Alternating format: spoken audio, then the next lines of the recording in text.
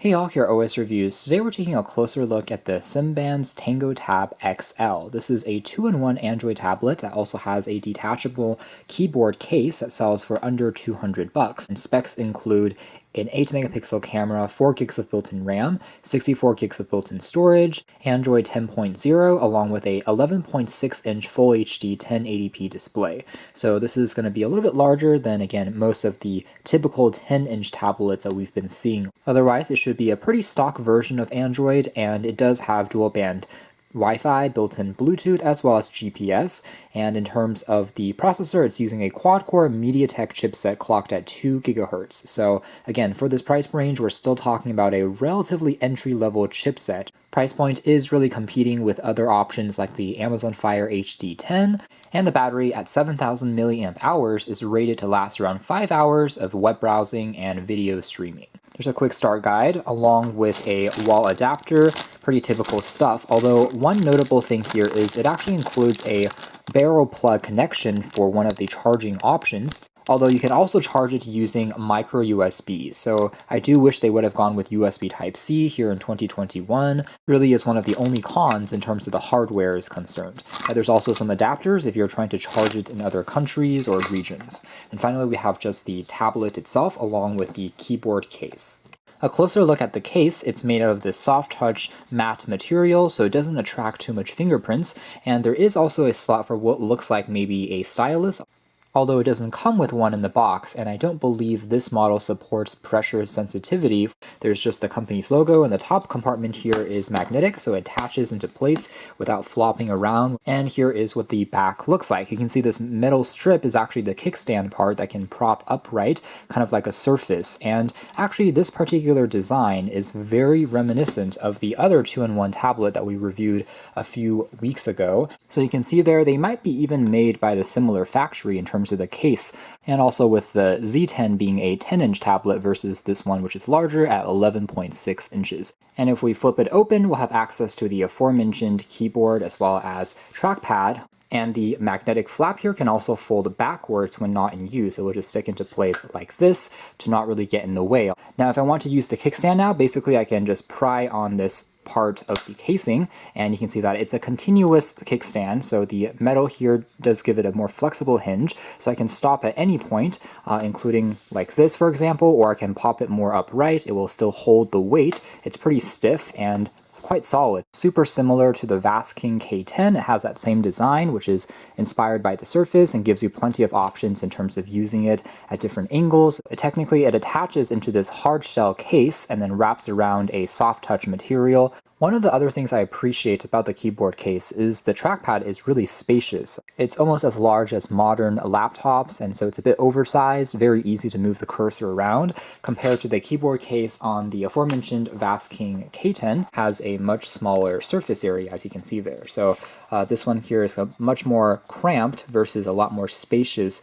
Overall layout also feels quite comfortable and very easy to kind of type along and get used to. I got a very comfortable typing speed with very minimal delays after just using it for a few minutes.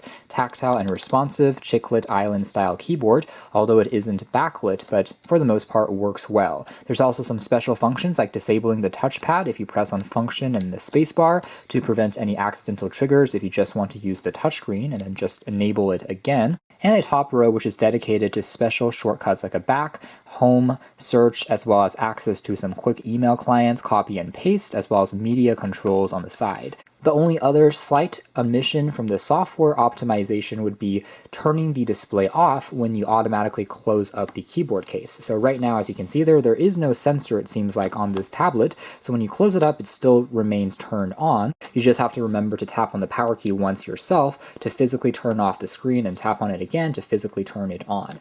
Removing the tablet from the case, you can see this is what it's like. It basically just snaps into the edges, and there are some pogo contact points.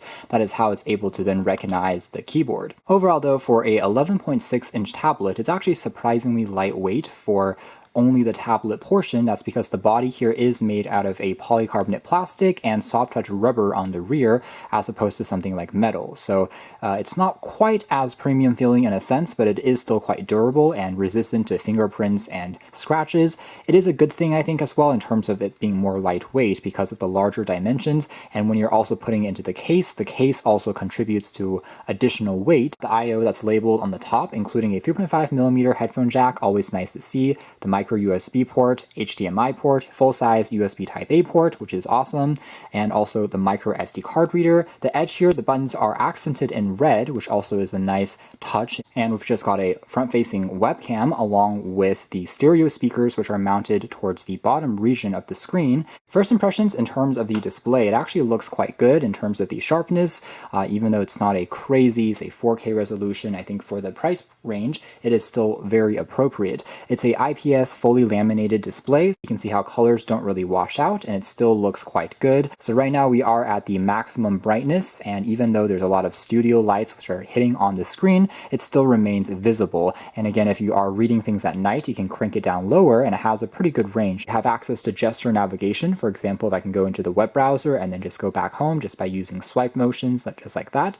to multitask between the different applications and access the full drawer of apps, and everything just feels very snappy and stock-like, including access to a news feed on the side, just like on Pixel devices, where you're able to discover any articles. Pretty much everything else is stock, although you do have a WPS Office built on in, so it's going to be an alternative to something like Google Docs or Microsoft Office. It allows you to quickly view and edit Word, Excel, and PowerPoints. So case in point, let's try and create a new just Word document right here. It also gives us a few different templates, and you can see how scrolling along, everything does still feel pretty smooth and responsive for the most part. Now, out of the 64 gigs of built-in memory, you have about 16% used out of the box, which gives you over 54 gigs remaining. And we can also verify that indeed it's running on Android 10.0, as we can see here. We can try loading back a video on YouTube. Resolution can be played up to 2K, but since the screen is 1080p, really the maximum that you'll get out of it is if you leave it at around 1080p.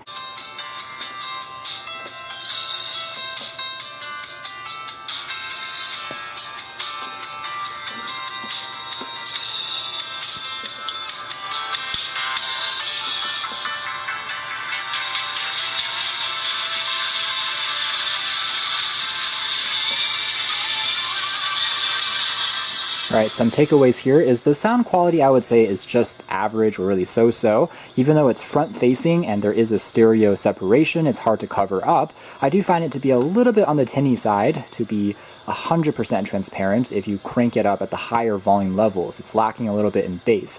But at the very least, it is quite easy to connect to regular headphones with a standard headphone jack, or use Bluetooth if you want to just add more impressive sound. But for what it is, it's not bad if you're watching just a quick YouTube video, and we're also able to scrub between parts of the video relatively quickly. The mouse and everything makes navigation feel quite precise. I can also go back into the main screen, and it will play back in a small widget mini screen while I do some multitasking like browse the web. Definitely an area where having a slightly larger display or canvas is beneficial, just adds to slightly better immersiveness as you're watching videos and makes it feel quite good. In terms of browsing the web, also didn't have too much complaints here, so I can do something like search up The Verge and see how quickly it takes to load up the page. Again, Wi-Fi reception strength seems to be quite stable on this tablet. We can see on the top here we have almost full bars, even though we're a little bit further away from the router at the moment. Though the speeds here may not be instantaneous or as fast as a Snapdragon 888 or other more expensive tablets, for what it is, I think it's quite competitive. You can see how scrolling still feels smooth, even if it takes a moment or two longer for everything to completely load. But The Verge is quite a complex page with lots of videos, ads, and elements. For the most part, it still is being handled quite well. Pinch to zoom feels responsive. Open up around 5 to 10 tabs in the browser and switch between them, and it still is keeping them retained in the memory without too many issues. So for example, here I can jump into, let's try opening up Amazon, and once again it's going to load back the desktop version of the site. Overall, it makes for a decent web browsing experience. Again, with slightly more RAM on this model, you're able to open up a few more tabs. Now, the cameras, rear-facing 8 megapixel, front-facing 5 megapixels, are also average. For a tablet, though, it does the trick if you want to capture something like documents or scan in text in a pinch, and it is autofocus, so you can tap to focus. It's not going to be the sharpest compared to our more expensive smartphones with better camera lenses, but again, for what it is, it works in a pinch. Now, last but not least would be kind of the gaming experience. Now, keeping in mind that this tablet still is entry level for what it is, again, a quad-core chipset, don't expect it to play back the most demanding titles like Asphalt or PUBG. Although you can certainly still download them and open them up, they will take longer to actually play, and it would be advisable to turn down the graphic settings when possible. For the most part, I would say if you're trying to use more moderate and light games, it will be a better experience on here. You can see again some occasional moments of lag there. Once the games actually open up and start running, it does work really without too many issues. Your fingers and swipes are still registered quite well. Things that are a bit more light with animation styles such as in a 2D manner, puzzle games, things like that will still open up really without any problems. But as you start getting into more demanding 3D type graphics, it may just again have some more moments of hesitation. So that's more or less it as far as our quick hands-on review of this Simbans TangoTab XL Android 2-in-1 tablet. This remains a good value budget tablet. If you want something that's great for typing out emails, basic documents, it can be even seen as a maybe alternative to some cheaper Chromebooks. You're able to do some Google Docs really without any problems here, and the fact that it even comes with a full-sized USB port is neat, since you're able to pop in a thumb drive and easily move those files around, and watching back videos, it's a great experience with that larger display. So you can check out more details if you're interested in the links down below. That's been the large 11.6-inch Simbans TangoTab XL. Thanks for watching here at OS Reviews.